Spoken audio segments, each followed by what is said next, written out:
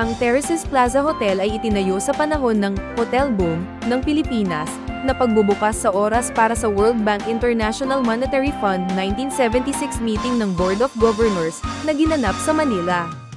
Ang Terraces Plaza Hotel ay binuksan noong Setyembre ng 1976 bilang isang 12 palapag na hotel na matatagpuan sa kahabaan ng South Drive sa Baguio, Philippines. Ang hotel ay kinuha ang pamamahala noong 1979 at ito ay na-rebrand bilang Hyatt Terraces Baguio. Ang arkitektura ng Hyatt Terraces Baguio ay nailalarawan sa pamamagitan ng isang natatanging step na disenyo, na may mga terrace na antas na bumababa, na kumukuha ng inspirasyon mula sa Banawe Rice Terraces sa Ifugao. Nagtatampok din ang terraces wing ng malawak na bukas na atrium, na may malalagang halaman na dumadaloy pababa.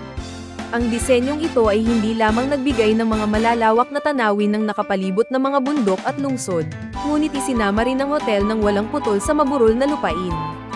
Ito ang tanging 5-star international hotel sa labas ng National Capital Region noong panahon nito hanggang sa nawasak ang hotel noong 1990 Luzon earthquake.